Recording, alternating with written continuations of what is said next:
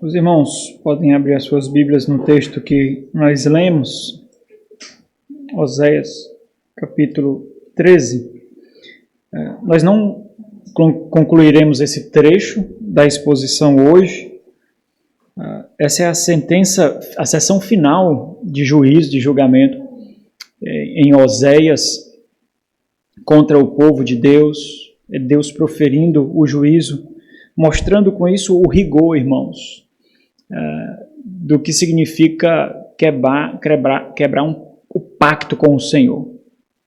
Nós temos refletido sobre o amor pactual de Deus que transcende as nossas imperfeições. Esse não foi o fim do povo de Deus, por isso nós estamos aqui. O Senhor preservou uma parcela de corações contritos, corações desejosos a Ele. Oséias é testemunho disso. Foi por meio dessa porção que veio nosso Senhor Jesus Cristo. E por isso que nós estamos aqui, por causa desse amor, fruto de um pacto. Um amor que foi forjado na própria palavra de Deus, que colocou a si mesmo, a sua integridade, a sua fidelidade, para garantir que nós seríamos alcançados por Ele, que nós seríamos remidos, independente das nossas falhas, nossos erros, das nossas imperfeições, independente de quantas vezes nós tentamos quebrar esse pacto, macular esse amor, nós nunca conseguiremos macular o amor do Senhor, porque depende completamente dele, não depende de nós, e é nisso que está o nosso descanso. Nós cuspimos, pisamos, nós batemos, nós retorcemos, mas o amor do Senhor continua lá, intacto, e o amor do Senhor sempre nos busca para Ele, sempre busca os seus eleitos, sempre busca os seus contritos para Ele. Essa sessão final de juízo, meus irmãos, ela é terrível, ela é incomparável com qualquer outra sessão de todo o livro de Oséias, qualquer sentença de juízo de todo o livro de Oséias. Aqui nós vemos o clímax, o auge, o ponto mais alto da punição do Senhor contra o seu povo. Aquela punição que foi sendo revelada gradativamente em aspectos diferentes, desde o capítulo 1, onde o Senhor mostrou que abandonaria o seu povo por causa da quebra do pacto. Nós estamos refletindo sobre uma temática bem maior, aquilo que a idolatria causa. O capítulo 13 trata aquilo que foi tratado em aspectos menores durante todo o livro, que é a quebra dos 2 primeiros mandamentos. A linguagem de Oséias é uma linguagem jurídica. Oséias, ele cria um cenário como de um tribunal, e existe todo um rito, toda a solenidade, toda a liturgia para mostrar a seriedade do que é o relacionamento de Deus com o seu povo, muito diferente do que os evangélicos, os crentes entendem hoje. O relacionamento de Deus com o seu povo não é um relacionamento de sentimento, apesar de haver sentimento. Não é um relacionamento emocional, apesar de nós desfrutarmos de emoções. Não é um relacionamento de achismos, não é um relacionamento místico tão somente, apesar de ter aspectos místicos nesse relacionamento. Mas é um relacionamento fruto de um pacto, fruto de um contrato, de uma aliança. Existe uma liturgia para nós nos relacionarmos com Deus. Existe um modus operandi, existe um modo de se fazer as coisas, um modo de agir nesse relacionamento com Deus. Quando isso é quebrado, nós recebemos perdão, nós experimentamos a longanimidade de Deus, nós experimentamos a misericórdia graciosa de Deus, o cuidado de Deus, a paciência de um pai para com filhos tolos, muitas vezes estúpidos, passando por diversas fases do nosso amadurecimento, mas nós sempre esperamos a graça de Deus. O problema é quando isso descreve quem nós somos. O problema é quando esse vacilo, esses erros nos definem. Esse é o problema. Quando isso acontece, nós testificamos que nós não fazemos parte do povo, que nós não somos o eleito, que nós não somos parte da nova aliança, por exemplo, chegando em Cristo Jesus. Os erros fazem parte da caminhada. Nós olhamos para a nossa história e nós enxergamos, sim, buracos,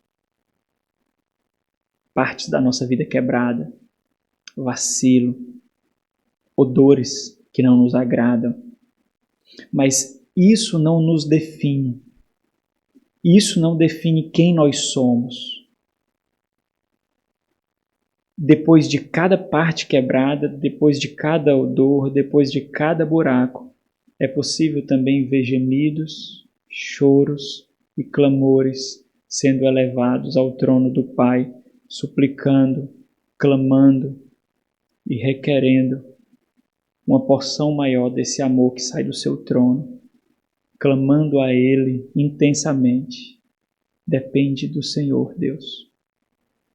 Depende do Senhor. Não foi assim que o Senhor fez? Não foi assim que o Senhor garantiu? Depende do Senhor.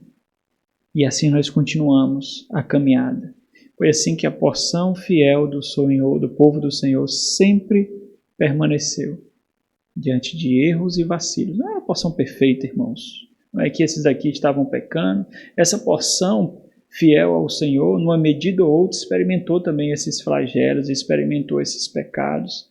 Assim como Davi, onde nós vemos em Atos, um homem segundo o coração de Deus, sendo descrito ali, identificado ali, assim como Davi, o povo também vacilou diversas vezes, mas existia algo que sobressaiu nessa história.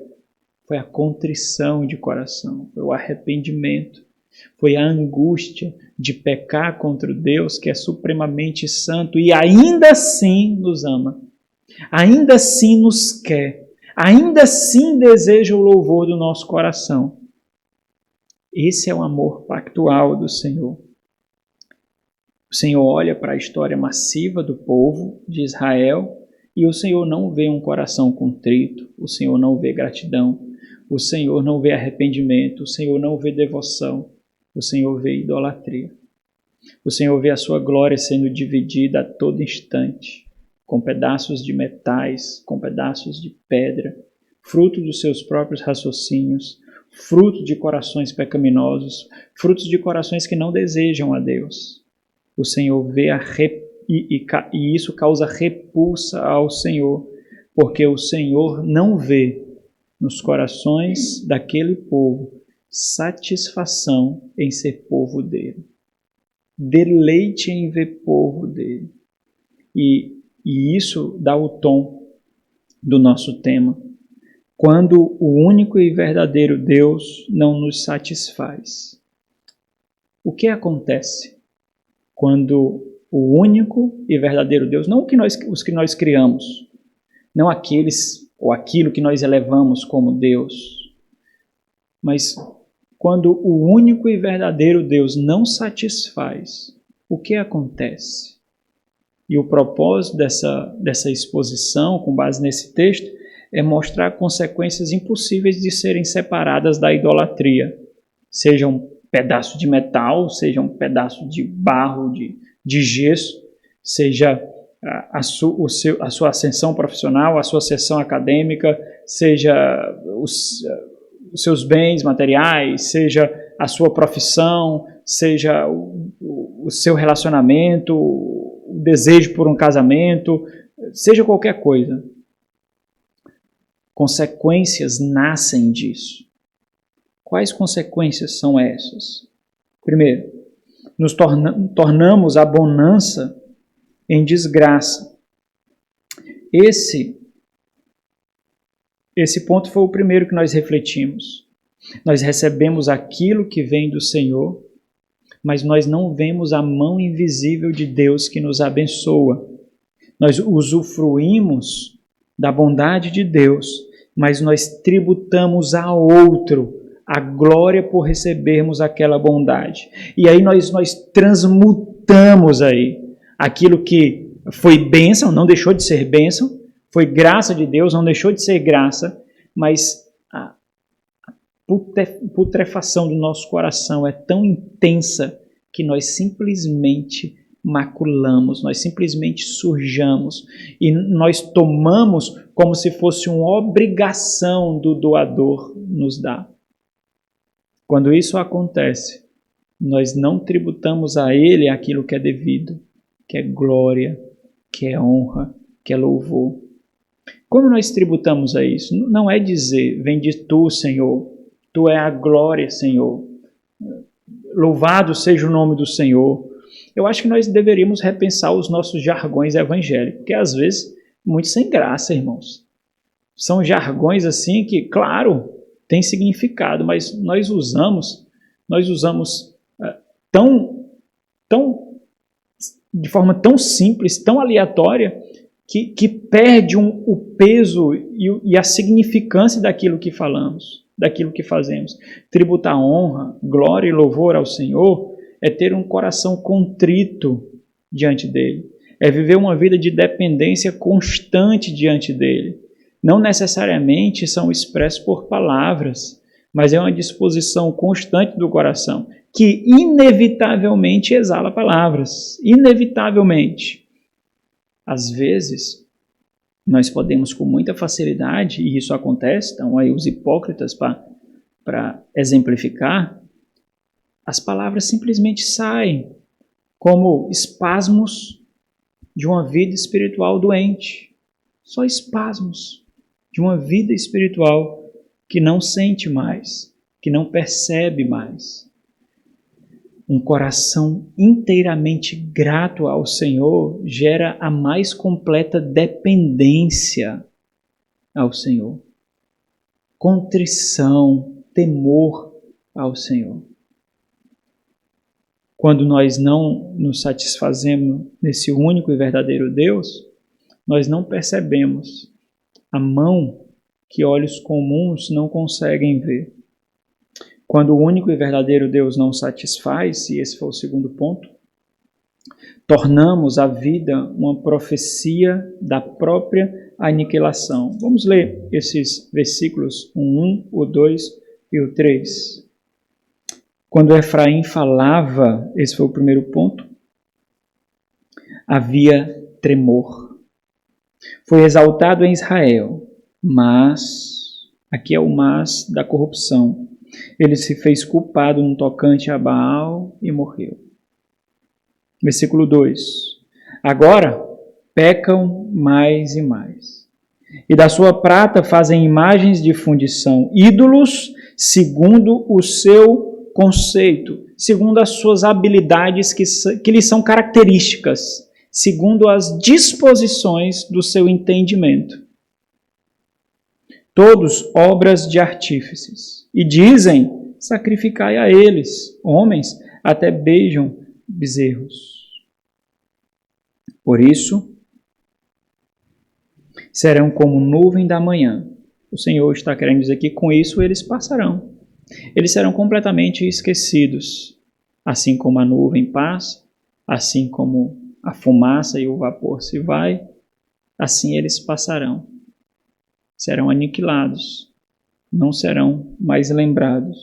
Por isso serão como nuvem de manhã, como orvalho que cedo passa, como palha que se lança da eira e como fumaça que sai por uma janela. Nós vivemos com toda a abundância de deleite, nenhuma satisfação em Deus, mas profundo deleite em nós mesmos, naquilo que nós fazemos. Nós encontramos um propósito final naquilo que fazemos em si. Nós encontramos a plena satisfação na vida que nós temos, e isso não transcende a nossa existência, não transcende aquilo que nós fazemos no dia a dia. Quando isso acontece, nós somos profecias vivas do nosso destino. E a grande tragédia é que o amor de Deus não estará lá, nesse destino. Deus estará lá, evidentemente, mas não com amor e misericórdia e graça. Ele está lá como a personificação da sua ira, do seu juízo. Quando o único e verdadeiro Deus não nos satisfaz, terceiro ponto, e aqui começa o sermão de hoje, versículo 4 até o versículo 6. Nos tornamos nosso maior ídolo. Existe um contraste, meus irmãos, entre o versículo 3 e o versículo 4. Esse contraste, ele lembra o que acontece com o homem sem Deus. Sem Deus, nós estamos destinados ao esquecimento. Nós somos simplesmente perecíveis. Com Deus, nós somos completamente eternos. Evidentemente, quando falo de eternidade aqui, eu estou falando da eterna glória que nós desfrutaremos de Deus. Num certo sentido, todos os homens são eternos porque não serão aniquilados, mas experimentarão o eterno juízo de Deus. Ser perecível aqui é não desfrutar daquilo que nos mantém, que não nos permite apodrecer. Sem Deus, os homens são perecíveis, são fracos, insignificantes. E aqui gera, naturalmente, um questionamento surge com esse contraste. Se isso é verdade, se esse é o fato, então por que não buscamos e permanecemos em Deus? Porque esse é um raciocínio básico das Sagradas Escrituras. Se isso é verdade, então por que nós não buscamos como deveríamos? Ou por que nós esquecemos facilmente de Deus? Por que não permanecemos em Deus? A resposta também é simples, assim como a pergunta, porque o pecado nos faz exaltar a nós mesmos. Quando nós exaltamos a nós mesmos, ao mesmo tempo que isso acontece, o pecado apaga Deus em nós. Simples assim. Quanto mais pecamos, menos Deus nós vemos. Quanto menos Deus nós vemos, menos temor temos.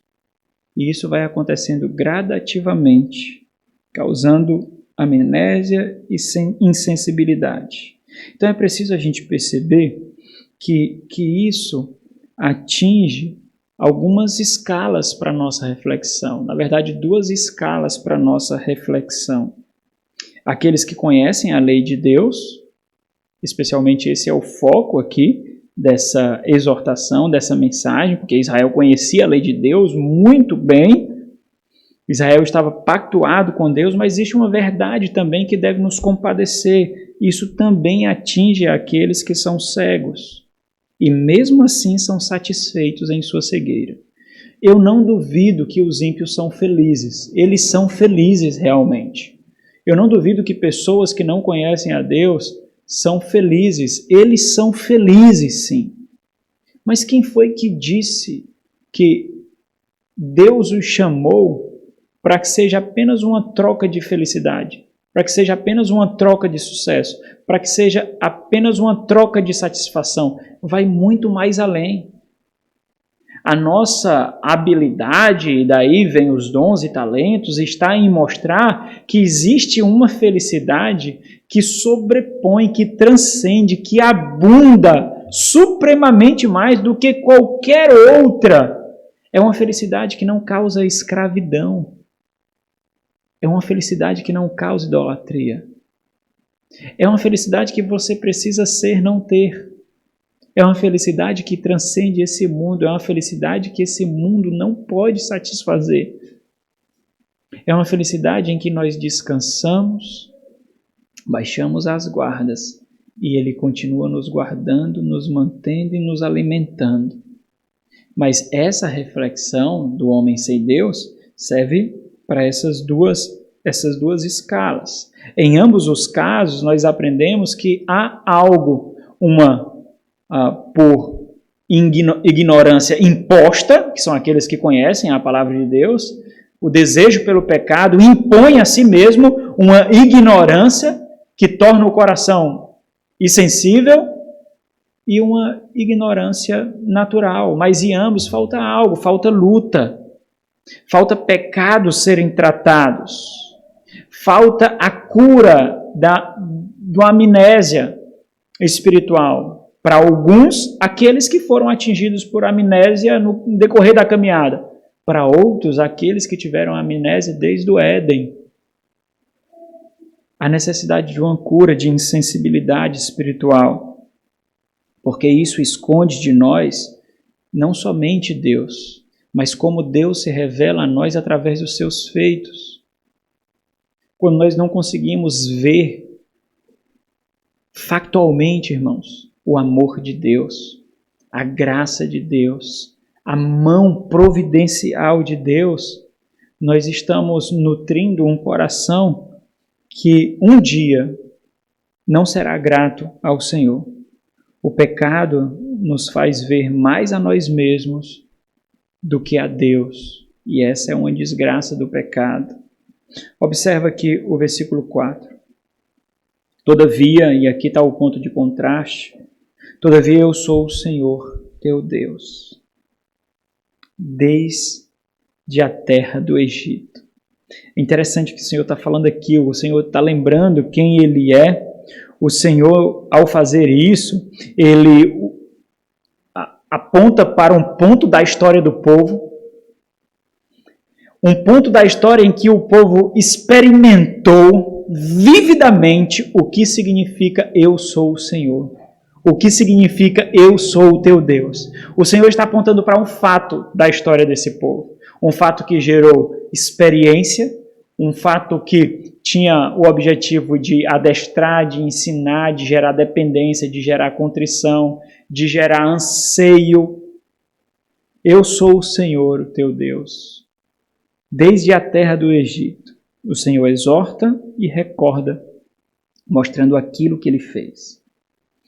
Essa é uma exortação ao reconhecimento e à devoção. Então, observe aqui uma aplicação muito simples, mas bem interessante. O Senhor aqui ele está recordando ao povo de Israel sobre quem Ele é, como Ele faz isso, como Ele quer trazer essa recordação de quem Ele é à mente, apontando para feitos extraordinários na vida desse povo, que somente Deus poderia fazer, e por Deus ter feito isso, a vida deles é devida a Deus. O interessante é que, embora para Israel seja o Egito, para nós pode ser qualquer outra coisa. Eu sou o Senhor teu Deus. Desde que? Ele é o Senhor teu Deus desde que? Ele está querendo mostrar para aquele dia em que o seu coração foi grato a Ele de uma forma extraordinária. Daquele dia que você experimentou um relacionamento com Deus de uma forma sobrenatural, impactante. Daquele dia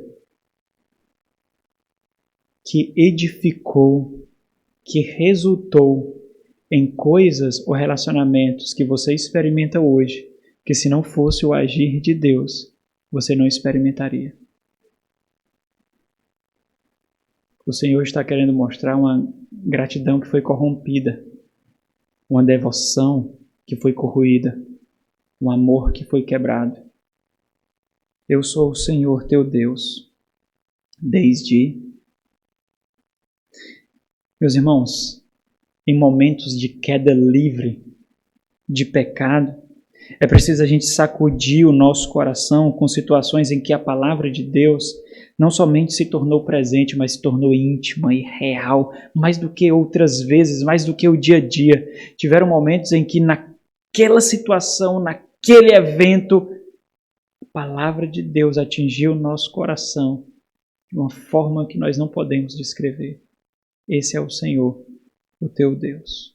Diante disso, o Senhor diz, portanto, e esse portanto aqui é muito gracioso, irmãos, porque esse portanto revela algumas coisas que somente o Senhor pode exigir, apontando para o Egito, o Senhor como libertador, o Senhor como sustentador, o Senhor como guia, o Senhor como provedor. O Senhor aqui se revela como um pai adotivo que cuidou, nutriu, edificou, ensinou, libertou e protegeu um filho. Com toda a paciência que é devido, com todo o cuidado que é devido. O que deve ser dedicado então a Ele? Como o nosso coração deve ser devoto a Ele? O ponto do Senhor é o seguinte: olha o que eu fiz. O que deve ser dado a mim, eu não permitirei que seja dado a qualquer um outro. Quando nós fazemos ídolos, nós criamos inimigos contra Deus.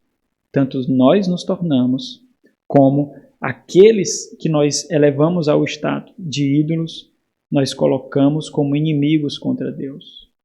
Por isso nós devemos ter muito cuidado com glórias que são dadas a outros ou a outras coisas que devem ser dados somente a Deus. Pode ser o seu filho, pode ser o seu emprego, pode ser a sua carreira, pode ser o seu conforto, pode ser o seu entretenimento, pode ser qualquer coisa. Deus não divide a sua glória.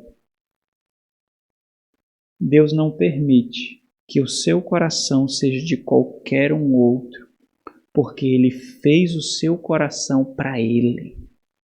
O seu coração ou é dele ou não é de mais ninguém. É o que Ele diz: não conhecerás. Não conhecerás outros deuses além de mim. É claro que nitidamente aqui não é conhecer cognitivo, porque eles conheciam a Baal, a Zerá e vários outros aí. Então não é um conhecer cognitivo. O Senhor vai causar amnésia neles, a punição vai ser amnésia neles. Não. Esquecimento? Não. Esse termo vem daquela palavra yadá que faz referência a relacionamento íntimo. Conhecer aqui é conhecer intimamente, é conhecer intimidade, é desenvolver relacionamento íntimo. E aqui diz respeito ao coração, irmãos.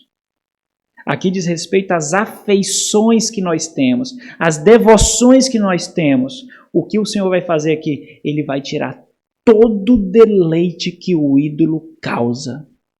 Todo o deleite. Mas não somente isso. Sabe como é que ele tira esse deleite? Lhe dando a convicção que foi por meio disso que você foi julgado e sentenciado. Foi isso que aconteceu no cativeiro. Não foi simplesmente o cativeiro a punição.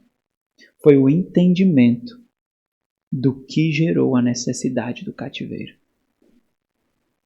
Porque a pior coisa não é experimentar fisicamente a punição. A pior coisa é a guerra da mente. Eu poderia ter feito diferente. Eu poderia ter agido diferente. Eu não percebi. Eu não vi. Várias placas, várias advertências. Quantos profetas matamos? Quantas placas derribamos? Como nós ignoramos os sacerdotes? Existiam os ritos ali, existia a dieta litúrgica, existiam as festas, tudo isso como placas, como holofotes, como trombetas para nos lembrar. E nada. Nada. Não foi só o cativeiro, irmãos. Foi uma guerra que eles nunca poderiam vencer. Porque o cativeiro pode ser vencido, é só vir outro império. Foi o que aconteceu com Medo-Persa. Mas aqui e aqui é outra instância de combate. O eu poderia não corrige nada. O eu poderia não desfaz o que foi feito. Não conhecerás outros deuses, não se relacionará intimamente. O termo aqui ele é configurado numa modalidade gramatical, irmãos, que dá a ideia de que isso era algo, e isso é corroborado pelas Sagradas Escrituras, de que isso era algo que eles já deveriam saber.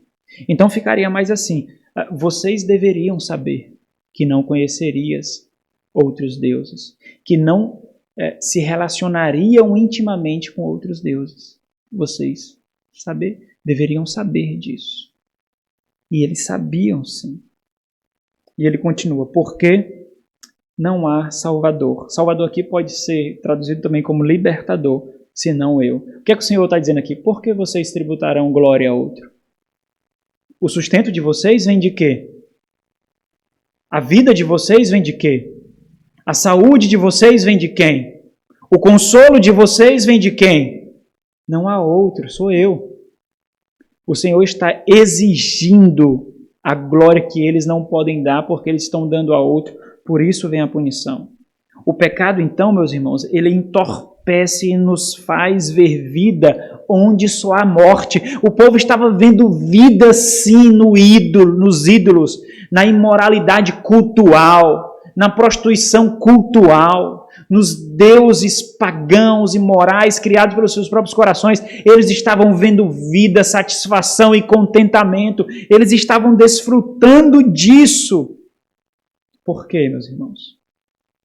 Porque os deuses não eram o que eles criaram. Não era Baal e nem o outro. Os deuses eram eles mesmos. Tudo aquilo que pudesse satisfazer os desejos dos seus corações, eles tomavam com profundo deleite. E onde havia morte, eles enxergavam vida. E não somente não há vida sem Deus, como também não há proteção. E eles experimentaram isso em toda a história de Israel. A todo instante foi o Senhor que cuidou, foi o Senhor que protegeu, e eles sabiam disso. É o que o Senhor diz no versículo 5. Eu te conheci, e aqui é o mesmo termo que fala dessa intimidade. É óbvio que não é conhecimento cognitivo, porque o Senhor é onisciente. O Senhor não os conheceu somente naquele momento. O Senhor teceu toda a estrutura deles. Conhecer aqui fala de iniciar um relacionamento íntimo. Se relacionar intimamente. Então, eu te conheci, eu tomei para me relacionar intimamente contigo no deserto. E no deserto não há vida, no deserto só há morte. No deserto não há provisão, o Senhor está lembrando de como Ele o conduziu. Nós passamos por diversos desertos e que nós nunca imaginávamos que iríamos sair. Nós víamos precipício diante de nós víamos buracos diante de nós que não havia pontes, e nós não sabíamos como transpor. Nós nos vimos algumas vezes submersos e nós não sabíamos como iríamos emergir. E aparece Deus. E o Senhor nos lembra isso, assim como Ele está lembrando para o povo, sabe? Perceba o que vocês eram e o que eu fiz. Quem poderia prover tudo aquilo? A segurança, o sustento, a provisão, o cuidado. Quem poderia fazer vocês andarem durante 40 anos sem machucarem os seus pés e os calçados desgastarem? Quem? As roupas permanecerem intactas? Quem? Quem poderia fazer uma nuvem os acompanhar, uma coluna de fogo os acompanhar, sair água do deserto, destruir aquele império do Egito? Quem poderia? Quem poderia? Eu sou o libertador. Eu sou o Senhor. Foi assim que eu te conheci. Foi assim, em terra muito seca. A grande tragédia é que isso não os aproximou de Deus. Tudo aquilo que Deus proveu para eles, tudo aquilo que Deus fez para eles, não causou contrição, não causou dependência. E isso é testificado por toda a geração que pereceu no deserto. Então, não adianta orar por milagres, sabe, irmãos? Não adianta orar por aparecimentos e experiências sobrenaturais, não adianta orar por empregos, não adianta orar por concursos, se isso for um fim em si mesmo, se o seu relacionamento com Deus, a sua dependência com Deus, de Deus, a sua contrição diante de Deus depender disso, não dá para pleitear com Deus desse jeito. Porque se o nosso coração não sentir deleite pelo que Ele é, não há nada nesse mundo caído que nós possamos desfrutar que nos permitirá isso. Nada. Nada, irmãos. É só porque Ele é Deus e nos ama. Olha para mim. Olha para você. Quem é você? Você fede. Você peca constantemente. Não adianta maquiar, não. Você é um pecador inveterado. Não adianta. Você peca. Talvez alguns agora estão pecando aqui na sua mente. Mas Ele te ama. Ele te ama.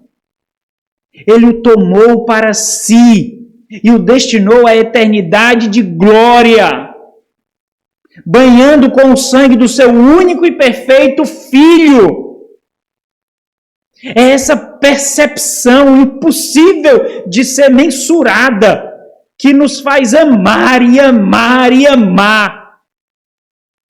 E lutar para que seja forjada em nós a mais profunda dependência e contrição. E se não houver contrição, nós lutamos, nós guerreamos, porque tem que haver contrição. Nós não aceitamos um coração que não é contrito ao Senhor. Porque não é possível. Ele é Deus e nós somos nada. Não é possível. De tal forma que nós podemos perder tudo. Mas não há esperança no Senhor. Isso nós não podemos perder. Tira-me tudo, Deus. Tudo. Mas não há esperança que é encontrada somente em Ti. Isso não. Porque o nosso amor pelo Senhor foi colocado por Ele mesmo no nosso coração. E não é volátil, não. Não é passageiro, não. Não se desfaz, não é poeira, não é vento, não é fumaça. Foi impresso pela obra do Cordeiro no nosso coração. Vem dele. Por isso que retorna para Ele como brados de glória, de devoção. Não é pelo que Ele nos dá. O que Ele nos dá são evidências de graça sobre graça, de um amor que nós nunca merecemos. Nunca. Esse povo sempre testificou que para eles Deus é apenas um meio de conseguir satisfazer os seus próprios anseios. É um meio através do qual nós conseguimos o pão, o peixe, o pão, o peixe, a casa, o emprego. Nós pleiteamos com o Senhor ali. Como já aconteceu várias vezes, até aqui mesmo na igreja. Fazer um trato com Deus. Esse povo fez, vez após vez, um trato com Deus nos seus corações. Agora chegou a fatura. Eles não têm limite, para pagar. Não tem. E eles vão saber disso a duras penas. Duras penas. Então inicia uma metáfora de pastoreio, versículo 6. Eu vou mostrar para vocês o que vocês eram. Os irmãos percebem o que o Senhor está fazendo aqui. A punição do Senhor inicia não com cativeiro, né? O cativeiro não chegou ainda aqui. A punição do Senhor inicia fazendo o povo a ter percepção. Porque enquanto há cegueira, há insensibilidade e não há dor. Por isso que as pessoas são satisfeitas nos seus próprios pecados. Por isso que pecam sem sentir dor. O que o Senhor está fazendo aqui é abrir os olhos, não para que haja arrependimento, mas para que seja parte do juízo. Vocês saberão. E o Senhor está colocando fatos aqui sobre a mesa que era impossível que eles não discernissem. Eles ouviram essas histórias. Eles viram em muitos momentos. Os seus pais lhes contaram. A tradição não permitiu as histórias serem caladas. Quando tinham pastos, eu vou mostrar o coração de vocês. Quando vocês tinham pasto, quando tinham alimento, quando tinham sustento, eles se fartaram. E uma vez fartos, eles agradeceram profundamente o Senhor. Não. E uma vez fartos, exaltaram-se a si mesmo, ensoberbeceu-se-lhes o coração. Deveria gerar gratidão, mas não gerou gratidão. O natural era gerar gratidão, mas não gerou gratidão. Por isso, por não gerar gratidão, por se elevar acima de Deus, por considerar a si mesmo dignos, por isso se esqueceram de mim. Quem está falando aqui é Deus, viu, meus irmãos? Senhor Todo-Poderoso, Supremo, Criador de todas as coisas, e parece que Deus fala como aquele que foi abandonado. Os irmãos acham que é possível fazer isso com Deus e permanecer impune? Agora, a idolatria do ego é algo perturbador porque tira de nós qualquer temor, irmãos. A idolatria do ego, ela finca as estruturas, as nossas articulações de tal forma que a perna não treme, que os braços não tremem. Constrói estruturas rígidas no nosso coração de tal forma que o nosso coração não treme diante das nossas perversões, não tremem, enrijece-nos. Quando tinham pastos, eles se fartavam. Uma vez fartos, ensoberbeceu-se-lhes o coração. Por isso, então, observa aqui o que mata a devoção e o deleite a Deus. O que é que mata? Um olhar elevado de si mesmo. Isso mata a devoção e o deleite.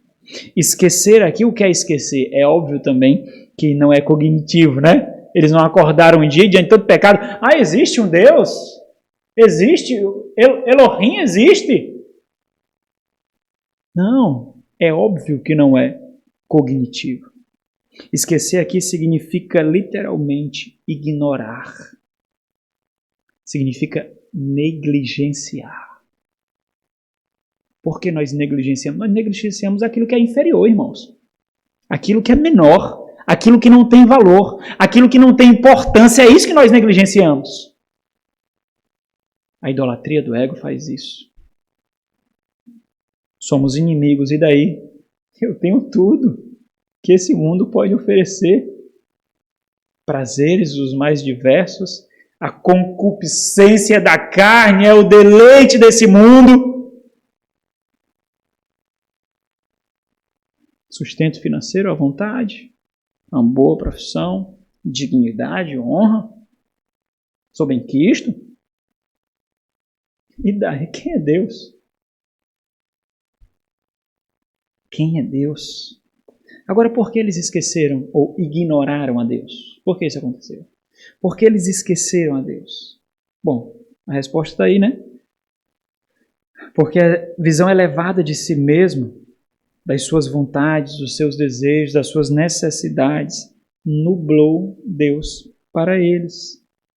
Construiu uma porta de acesso para os seus prazeres carnais, ao mesmo tempo que construiu uma barreira diante de Deus para ter acesso a Deus. Simples. Foi isso que aconteceu.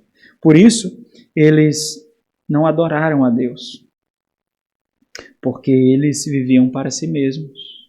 Eles não eram devotos ao Senhor, porque eles eram devotos a si mesmos. E não dá para dividir o coração com dois senhores, como diz o Senhor Jesus no Sermão do Monte.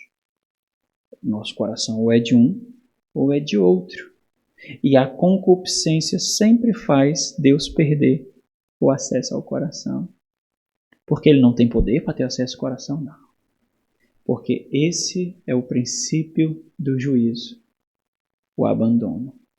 A falta da disciplina. A falta da exortação. É o início do juízo. É fácil fazer as devidas aplicações aqui, não é, irmãos? O que sua vida testifica sobre a balança da devoção? Nós temos uma balança da devoção. Lembra lá? Aquelas balanças que tem dois pratos, um do lado e outro do outro.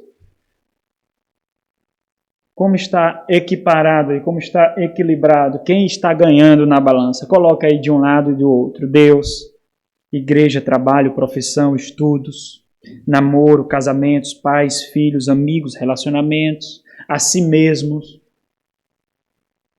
Como está? Como está o equilíbrio dessa balança da sua vida? O que é possível ver em sua vida? Ídolos ou devoção piedosa ao Senhor? Você tem sido obstáculo para a sua própria devoção ou não? Se nós percebermos um pouco aqui da necessidade de uma aplicação que transcende a nós mesmos, por causa da compaixão e misericórdia com aqueles que não têm nem um pouco de acesso à mesma palavra que nós temos, a gente pode observar que essa compreensão é um bálsamo para aqueles que estão perdidos, à semelhança de Israel, para aqueles que estão cativos, à semelhança de Israel, para aqueles que são cegos, aqueles que não sabem que existe uma luta necessária a ser travada, aqueles que vivem e andam com guardas completamente baixas, aqueles que nós enxergamos quase que vividamente Satanás manipulando-os como marionetes, tendo acesso livre às suas mentes e corações. O que essas palavras fariam para essas pessoas? É óbvio que haverá resistência, afinal de contas, vocês querem tirar o prazer deles. Vocês querem tirar uma satisfação e dar em troca uma que eles não conhecem, uma que eles não conseguem discernir. Quem garantirá, essa é a mente, que eles realmente sentirão deleite maior, satisfação maior do que a que eles sentem agora? É óbvio que haverá resistência. Mas entenda, nós temos acesso irrestrito às soluções dos problemas, dos atribulados e perdidos desse mundo. Acesso irrestrito nós temos. É possível nós vermos casamento e pensar assim, eu tenho a solução. É possível ver trabalhadores antiéticos, imorais, corruptos e pensar assim, eu tenho a solução. Nós temos a solução, nós temos. É possível ver filhos rebeldes e pais omissos, agressivos, maridos déspotas, mulheres insubmissas e dizer, nós temos a solução. Nós temos, é simples a solução, não custa bens que você agora adora, mas nós temos a solução.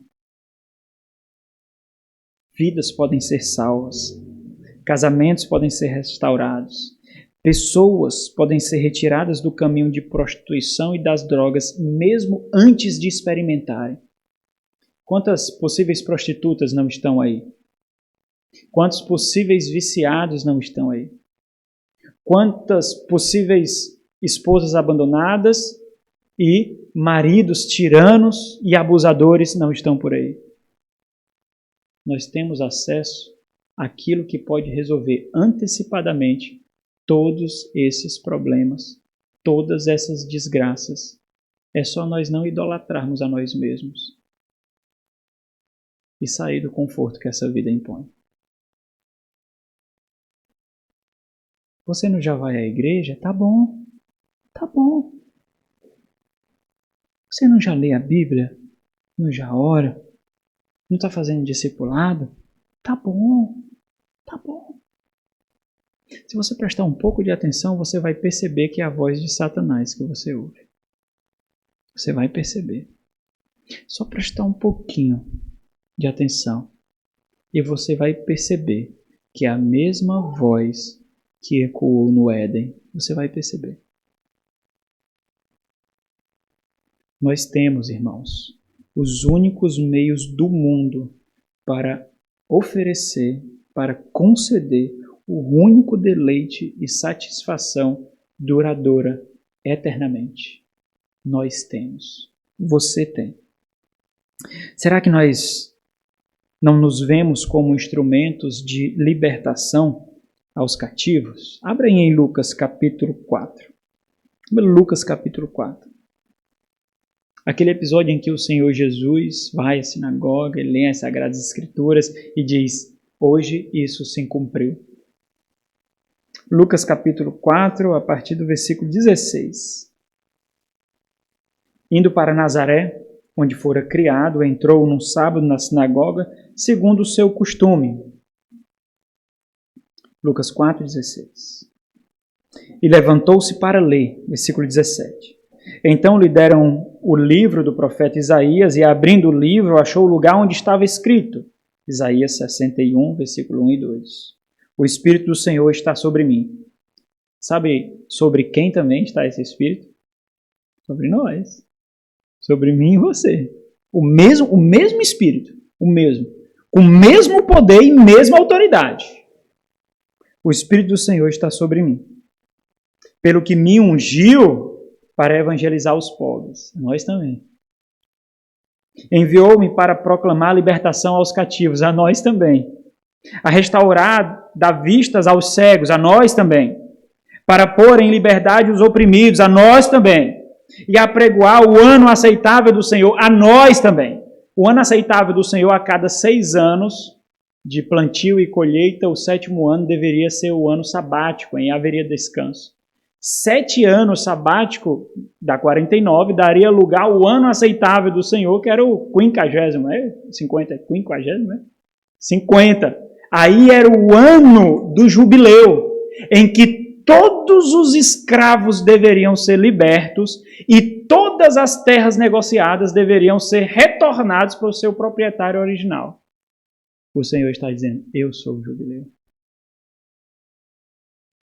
Agora inicia o ano aceitável do Senhor, o ano de liberdade. Nós agora estamos, sabe, em quê? No ano aceitável do Senhor. É o ano em que a liberdade está aberta para todos que querem, todos os escravos, todos os perdidos. Quem são aqueles que mostrarão a porta de saída para a liberdade? Quem são, irmãos? Eu e você. Existem tantos escravos por aí que não sabem que nós estamos no ano aceitável do Senhor. Existem tantos cativos por aí oprimidos que não sabem que a libertação está logo ali. São cegos que não veem, não ouvem, não sentem, não percebem. O ide do Senhor Jesus para nós aponta para isso. Mas quando nós somos o nosso próprio ídolo, nós não alcançamos esse entendimento. Foi por isso que o povo de Israel não alcançava mais esse entendimento. Então entenda, quando o único e verdadeiro Deus não satisfaz, tornamos a bonança em desgraça, tornamos a vida uma profecia da própria aniquilação, nos tornamos nosso maior ídolo. E o último ponto da nossa reflexão de hoje, nos tornamos Deus nosso maior inimigo. Versículo 7 e versículo 8. Esse ponto aqui é bem breve porque ele ressalta apenas a consequência natural daquilo que nós discutimos anteriormente. Se nós nos tornamos o nosso próprio ídolo e ídolos causam repulsa a Deus, então é natural que nós sejamos, que Deus seja o nosso maior inimigo aqui. Idólatras não têm parte com Deus. Não herdarão o reino dos céus, seja qual for o ídolo. A satisfação em nós mesmos, irmãos, nos coloca como rivais de Deus. Pelo simples fato de Deus ter nos criado para sua total satisfação nele. Nós fomos criados, apontados e condicionados para termos deleite e satisfação nele. Não na criação, não naquilo que fazemos, mas simplesmente por sermos obras das suas graciosas e perfeitas mãos. Aqui, aquela máxima matemática não pode ser aplicada. A ordem dos fatores altera o produto aqui. Nós temos que sentir satisfação e deleite nele. Tudo que vem antes é idolatria. Tudo que toma o seu lugar é um ídolo. Nos fazer o centro significa colocar Deus na periferia da sua própria criação, e isso não é possível. Deus é o centro, a essência e o objetivo final de tudo, tudo que existe. Aquela máxima criacional, lembrada apaixonadamente por Paulo em Filipenses capítulo 1, versículo 21, diz: porquanto para mim o viver é Cristo e o morrer é lucro, expressa isso de forma muito vívida. Não importa o que eu tenho, o que eu não tenho, não importa o que eu faço, o que eu não faço, não importa nada, a não ser sentir plena satisfação, gozo, realização e deleite nele. O que vem depois disso é consequência da extrema bondade do Senhor e os meios pelos quais Ele me concedeu para glorificá-lo. Tudo diz respeito a Ele, seja a vida, seja a morte. O propósito da nossa criação é a glória do Senhor. Abra em Isaías capítulo 43. Essa é a máxima da pregação e do ensino do pastor John Piper. Nos seus livros, não sei se todos, mas na grande maioria dos seus livros, esse versículo está lá impregnado. Isaías, profeta Isaías, capítulo 43, versículo 6, diz assim: Trazei meus filhos de longe e minhas filhas das extremidades da terra. A todos os que são chamados pelo meu nome e os que criei para minha glória e que formei e fiz. O Senhor nos criou com um propósito muito evidente, está lá impregnado na criação, para a própria glória e deleite nele. Isso quer dizer que se temos a nós mesmos, ou aquele círculo do ego, como centro de satisfação da nossa vida, Deus será o nosso maior inimigo. É certo que esse raciocínio, irmãos, ele não é discernido pela grande massa da população. É evidente isso. Mas nem mesmo por isso esse ensino, essa realidade deixa de ser verdade. Mas é tão verdadeira quanto horrível ter a Deus como inimigo supremo, como inimigo máximo. Quer dizer, aqueles que estão aí na perversidade e imoralidade, a quem eles pensam que amam, eles pensam que adoram quando vão para as suas missas, os seus cultos programados para desencargo de consciência, eles estão, na verdade, colocando provas diante de Deus contra eles mesmos, mostrando como as suas mentes estão entorpecidas, como o seu coração está petrificado, como os seus olhos são cegos, como suas mentes não alcançam. Eles vão lá cada domingo, e cada domingo é uma prova de condenação. Eles vão lá cada dia na semana, e cada dia na semana é uma prova de condenação. Cada prece feita de joelhos nas suas angústias, com simples intenção de negociar com Deus, é mais uma prova de condenação. Abra em Hebreus capítulo 10. Esse discernimento de ter Deus como inimigo é horrível, é aterrador. Hebreus capítulo 10, versículo 31 diz assim: horrível coisa é cair nas mãos do Deus vivo.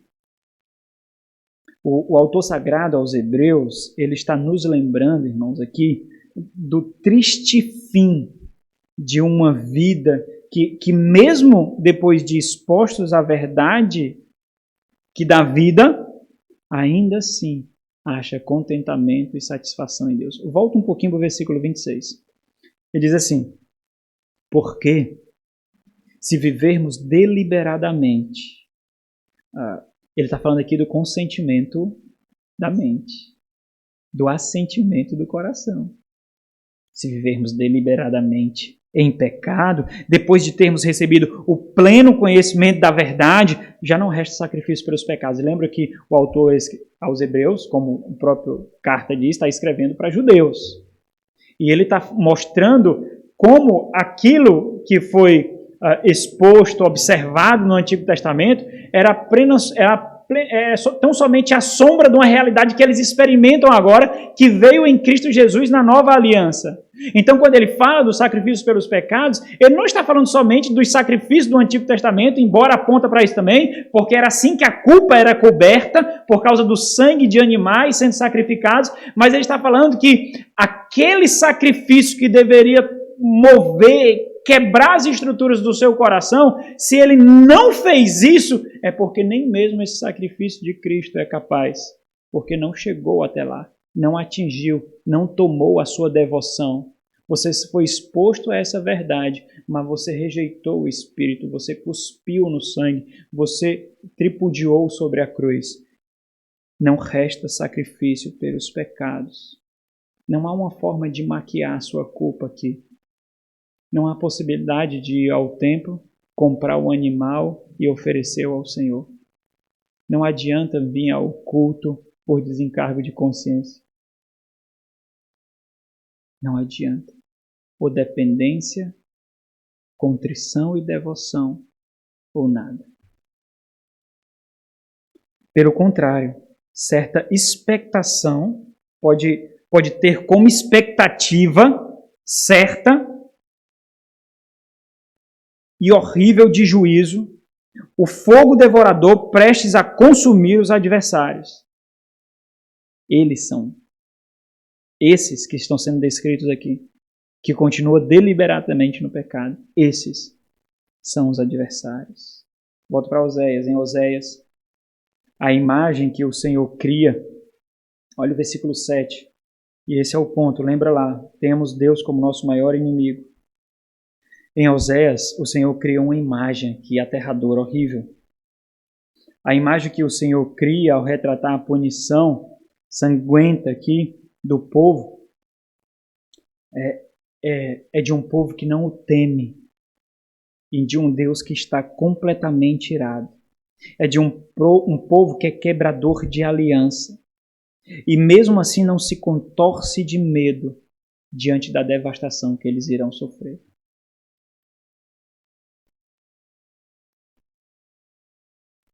Apenas pouco tempo para esse povo, Deus era para eles, como eu disse aqui, um pai, um provedor, um pastor, um guia, um vingador, quando Deus dizimava povos para manter o seu povo a salvo. Deus foi o castelo forte, a cidade refúgio, Deus foi o escudo, mas agora eles tomarão o mesmo lugar de todos os seus adversários que o Senhor destruiu. E eles deveriam entender o que isso significa, porque eles experimentaram povos sendo dizimados pelo poder de Deus. Mas ao contrário do que eles imaginavam ali, do que eles estavam imaginando, lembra lá, nós estamos aqui no capítulo 13, no final do Reino do Norte. As cidades vizinhas, as tribos vizinhas, o território vizinho do Reino do Norte foi completamente tomado pelo Império Assírio. Somente Samaria, a capital do Reino do Norte, está de pé. Nós estamos aqui no tempo do rei Oséias, o último rei do Reino do Norte. Eles experimentaram um tempo de bonança, estavam tentando negociar, pleitear com o Egito, com a Síria, tentando oferecer, mesmo que fosse para que o próprio povo fosse um estado vassalo, um estado escravo desses impérios, mas tudo isso não os fazia buscar o Senhor, mas fazia pleitear com suas próprias forças, com as suas próprias artimanhas, com as suas próprias habilidades, que nós vimos que são completamente idólatras, mas nem mesmo o temor da morte, da destruição, aniquilação mais perversa, não é como hoje, você vai ser preso e terá todos os direitos humanos ao seu dispor. Eles eram empalados, eles eram abusados, eles eram completamente destruídos, vivos por aqueles povos pagãos e sanguinários. Mas nem mesmo assim eles buscaram o Senhor. E ao contrário do que eles imaginavam, os seus pecados não passaram desapercebidos. Lembra lá, eles pecaram, a primeira geração pecou antes de tomar a terra prometida. Veio a segunda geração para tomar a terra prometida diante de toda a exposição de Deuteronômio, a instrução, olhando para o erro da geração passada. Quando eles tomam posse da terra prometida, logo em Gilgal, ali depois do território de acesso, eles já cometeram idolatria e fizeram dali um centro idólatra e desde lá pecaram. Quando, mesmo depois de tão pouco tempo, eles fazerem voto diante de Josué, o sucessor de Moisés, de que eles buscariam ao Senhor, quando Josué diz, façam o que quiser, mas eu e minha casa serviremos ao Senhor. E eles disseram, amém. Amém e amém. Mas foram só botar o pé na terra prometida, ter acesso à terra prometida, e ali eles já construíram um centro de idolatria. E desde lá pecaram e pecaram e pecaram contra o Senhor. De todos os reis do Reino do Norte, nenhum fez o que era bom e agradável aos olhos do Senhor. Nenhum sequer. E isso não causava temor. Nós só temos testemunho de fidelidade real no Reino do Sul. Mas o que é que eu estou querendo dizer? Passava ano e entrava ano, acabava ano e finava ano e não vinha punição. Então nós estamos vivendo bem. Dá para fazer uma amálgama aí entre pecado, idolatria, perversidade, corrupção e devoção a Deus, cumprindo os ritos litúrgicos que o Senhor nos mandou observar.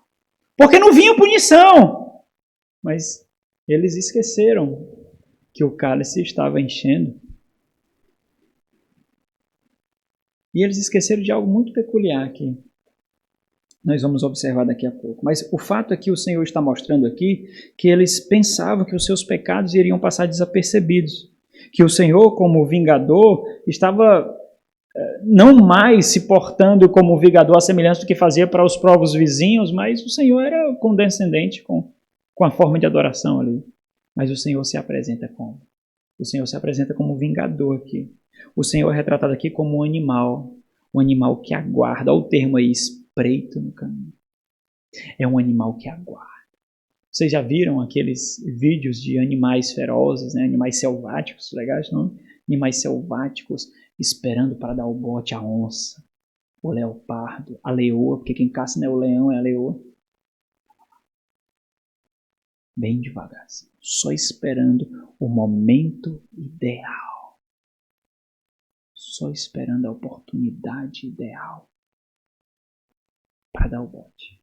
O Senhor é retratado aqui, ele sou, pois, versículo 7, para eles como leão, como leopardo, espreito, aguardo, observo, espero no caminho. Os versículo 8 eu retratei para os irmãos no vídeo, vocês assistiram um vídeo? Um vídeo devocional. O último versículo aqui do capítulo 13, das mulheres sendo rasgadas ao meio, depois eu vou botar o vídeo para vocês, para representar. Como a ursa. E aqui o Senhor retrata em outro aspecto um animal feroz, que defende aquilo que é precioso para ele. Sou como a ursa, roubada de seus filhos, e os atacarei e lhes romperei a envoltura do coração. E como o leão, ali os devorarei, as feras do campo os despedaçarão. E aqui tem um alerta importante para a gente, irmãos. O Senhor quer mostrar aqui algo muito evidente que eles esqueceram. Vocês serão devastados por terem escolhido o caminho errado. Vocês serão devastados por terem escolhido o caminho que vocês estão trilhando agora. Existia o caminho de vida e o caminho de morte.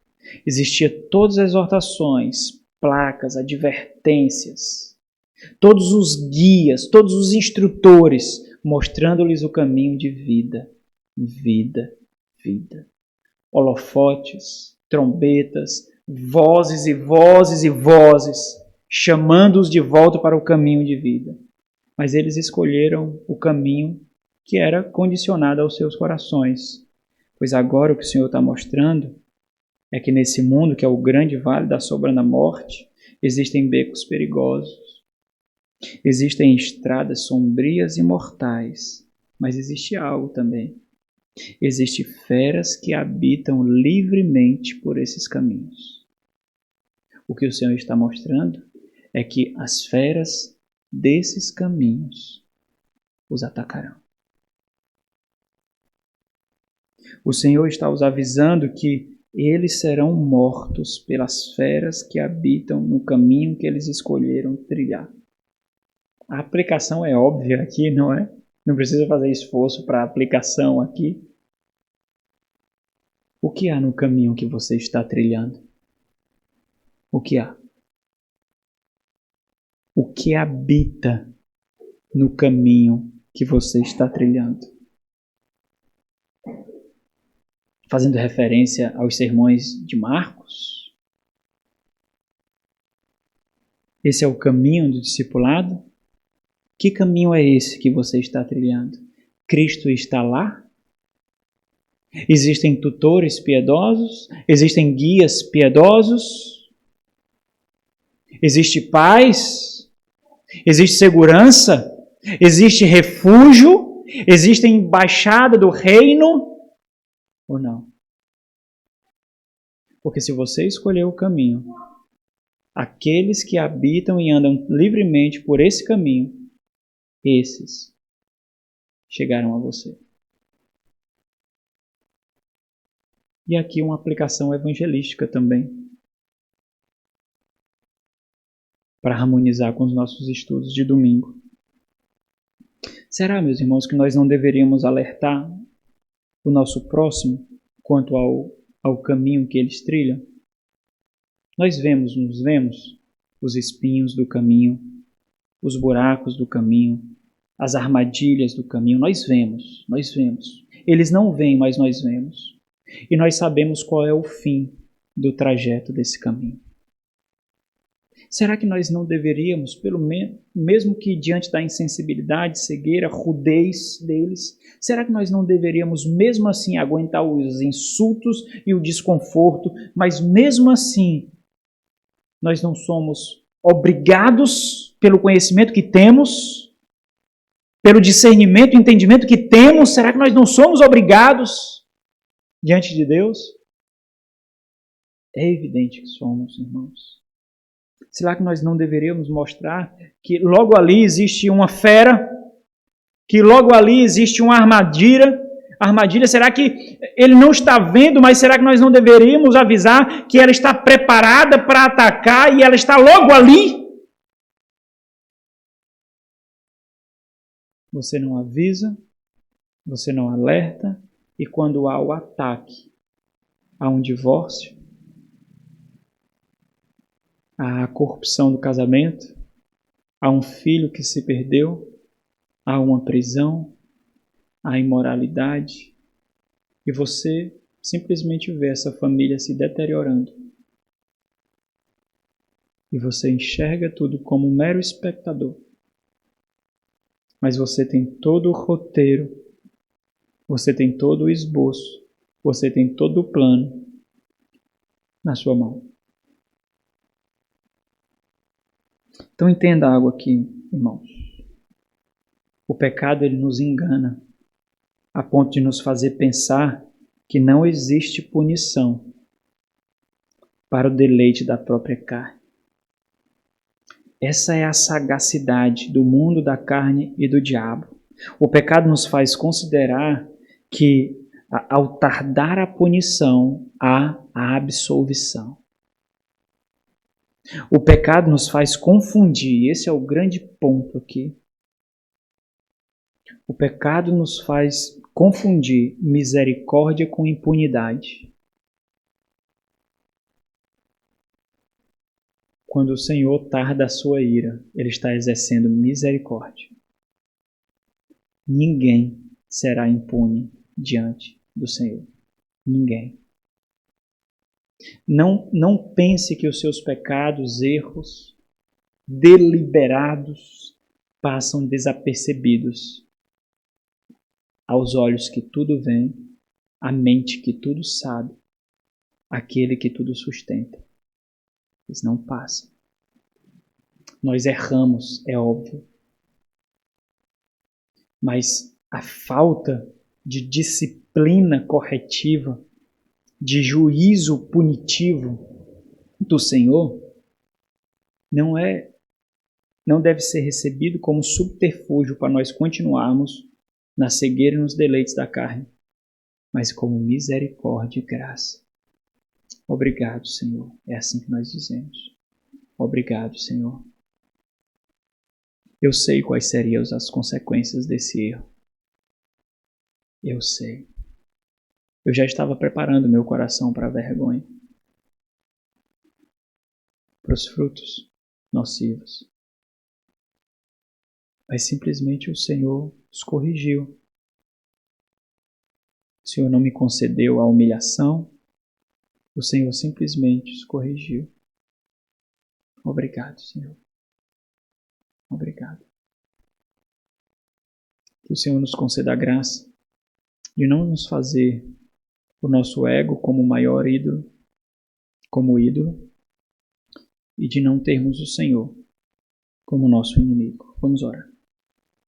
Nosso Senhor santo e misericordioso, nós somos tão devedores do Senhor de uma dívida que nós nunca conseguiríamos pagar.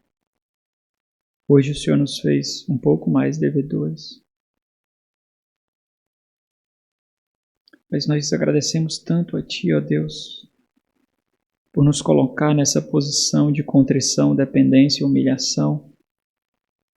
Ao invés de isso nos matar, nos machucar para a morte, isso nos coloca em profunda dependência ao Senhor. Isso nos mostra que o Senhor nos ama, nos educa, nos ensina, o Senhor nos edifica, nos exorta, nos preenche de esperança.